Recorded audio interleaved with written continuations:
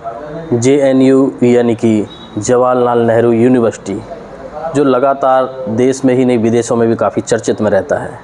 इस बार उस वक्त माहौल पूरी तरीके से बदल गया जिस वक्त सबसे बड़ा संगठन यानी कि केंद्र में जिसकी सरकार हो, जिस पार्टी का सहयोग हो, ABVP वहाँ पर हार गई और वामपंथ जैसी पार्टी पूर्णतः जीत गई और ABVP को वहाँ पर क्लीन चिट मिल गई। जी हाँ, जिस तरीके से माहौल बदलते आप देख रहे हैं कि ABVP एक भी सीट नहीं जीत पाई, सबसे बड़ा चर्चा का विषय देश भर में बना। JNU छात्र संघ विचारों की टकराहट से नई पीढ़ी की दिशा निर्धारण, हार जीत के बीच सबसे बड़ा चर्चा का विषय रहा सबसे बड़ी पार्टी ABVP की हार। नमस्कार मित्रों, आप देख रहे हैं सालोसन न्यूज़ और मैं हूं आपका अपना विनय प्रजापति। सालों की राजनीति, बदलाव की हवाएं और इस चुनाव का संदेश। दिल्ली के जवाहरलाल नेहरू विश्वविद्यालय में छात्र राजनीति सिर्फ पोस्टर बैनरों का खेल नहीं बल्कि विचारों का संगम है। एक ऐसा संग्राम जो देश की भावी राजनीति की बुनियाद को आकार देता है। JNU में इस बार हुए छात्र संघ चुनाव ने न सिर्फ कैंपस की हवा बदली है बल्कि यह भी इशारा दिया है कि युवाओं की सोच किस मोड़ पर खड़ी है।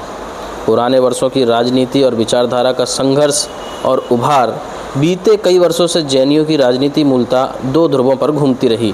वामपंथी दल AISA, SFI, DSF, AISF का गठबंधन, ABVP, RSS, BJP की छात्र इकाई।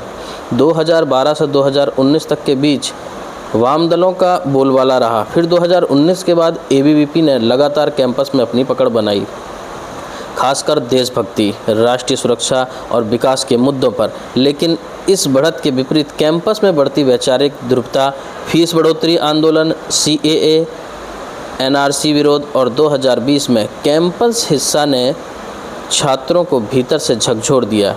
इन्हीं परिस्थितियों ने युवा मतदाताओं की सोच बदली और प्रत्येक चुनाव में छात्रों की प्राथमिकताएं भी। इस बार का चुनाव माहौल शांत नहीं बल्कि उबलता हुआ रहा।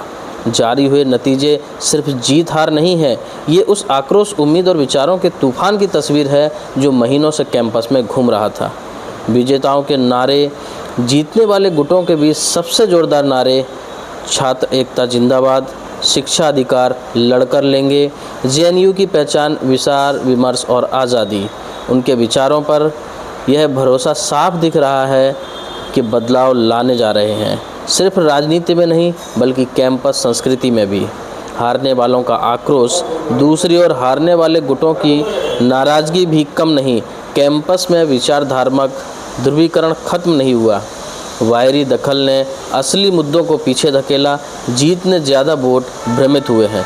हार मानने की कड़वाहट नहीं बल्कि हमारा संघर्ष जारी है जैसा संदेश देकर वे आने वाले वर्षों की तैयारी में लग गए हैं। अब सबसे बड़ा सवाल उठता है, क्या BJP और ABVP की विचारधारा का प्रभाव अब कम होने लगा है? कैंपस के बदलते समीकरण क्या कहते हैं?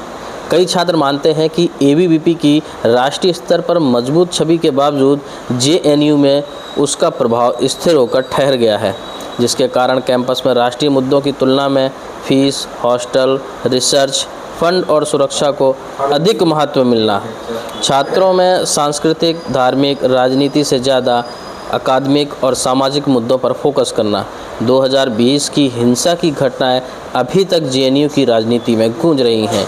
युवा मतदाता अब सरकार समर्थक या सरकार विरोध नहीं बल्कि युवाओं का पक्ष जो शिक्षा बचाए उसी को देखना है। इसलिए जीतने वालों ने भी इस बार एकदम अलग टोन में दिखे। न दोस्त न दुश्मन, एक बार हम सिर्फ शिक्षा की लड़ाई लड़ेंगे। नए विजेताओं ने साफ कर दिया है वे कैंपस में वैचारिक टकराव कम और प्रैक्टिकल बदलाव ज़्यादा लाना चाहते हैं। छात्रों के मन की बात हमें नेता नहीं बल्कि समाधान चाहिए। हमने जिन जिन छात्रों से बात की उनमें एक भी भावना सबसे प्रबल थी, कैंपस में डर की राजनीति नहीं चलेगी। जो बोलेगा वो देशद्रोही या टैग खत्म होना चाहिए।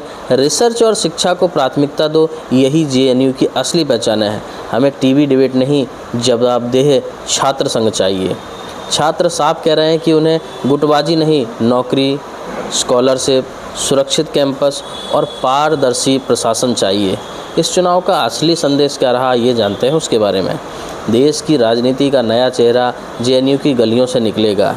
यह चुनाव सिर्फ जेएनयू की जंग नहीं थी, बल्कि यह संकेत था कि युवा अब वही नेता चुनेगा जो भीड़ नहीं, विचारों के आधार पर चलेगा, जो देश बनाम विरोध जैसे चश्मे नहीं पहनता, बल्कि छात्र बनाम समस्या जैसे सवालों पर काम करता है।